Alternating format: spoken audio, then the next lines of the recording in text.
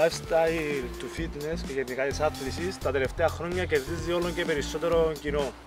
Πολλοί είναι αυτοί που βρίσκουν διέξοδο από την καθημερινότητα μέσα από την άθληση και έναν τρόπο για να αναζωογονούνται.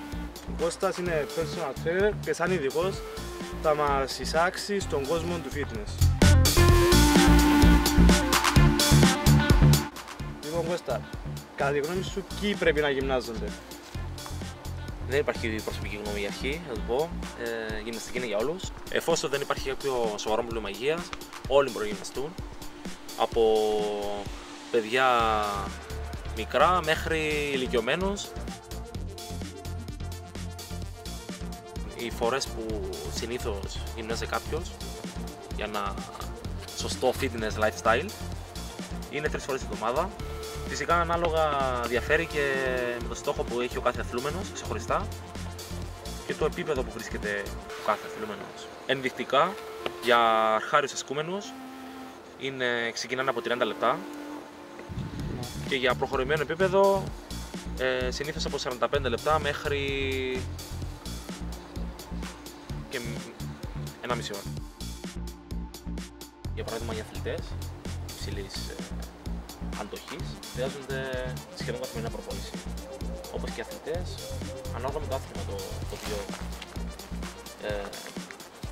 κάνουν. Είδη άσκησης. Υπάρχει τα τελευταία χρόνια προωθείται πάρα πολύ η διαλυματική άσκηση, δηλαδή thermal training. Η διαλυματική άσκηση είναι αυξομοίωση έντασης, δηλαδή χαμηλή ένταση εναλλάξει μαζί με πιο ψηλή ένταση.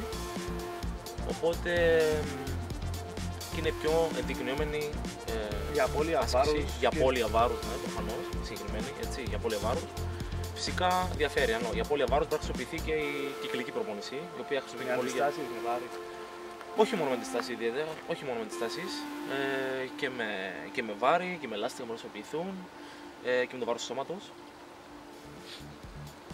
Τι ιδιαιτερότητες ή διαφορές υπάρχουν από έναν αθλούμενο σε έναν άλλο, δηλαδή εκτός από το φύλλο, την κατάσταση, τι άλλο μπορεί να διαφέρει?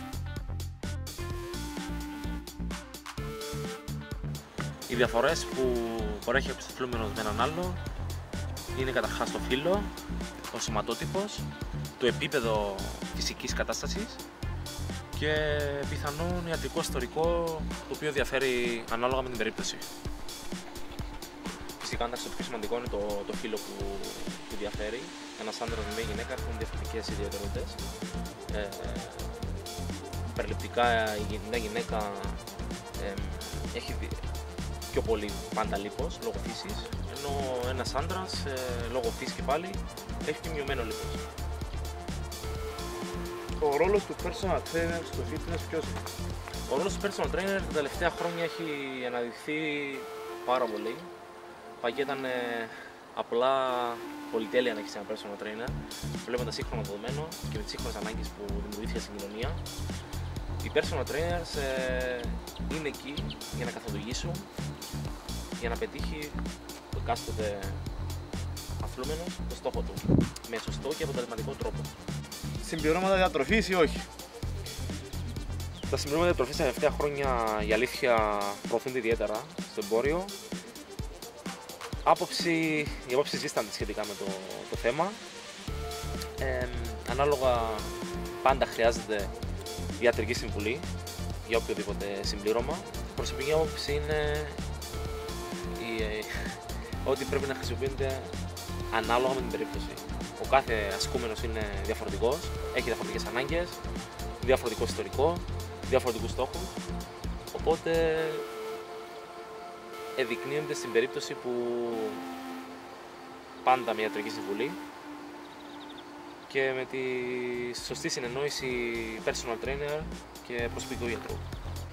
Τα συμπληρώματα διατροφής ενδεικνύονται σε κάποιες περιπτώσεις και κάποια συγκεκριμένα συμπληρώματα. Φυσικά δεν κάνουν θαύματα.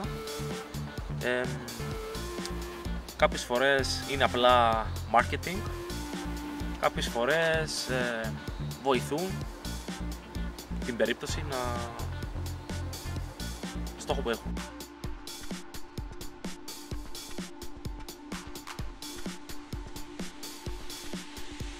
Λοιπόν, για απορίες, σχόλια, τι άλλο θέλετε, στα comments από κάτω, ο φίλος ο Κώστας θα μας απαντήσει στο επόμενο βίντεο. Κώστα. Να σε καλά.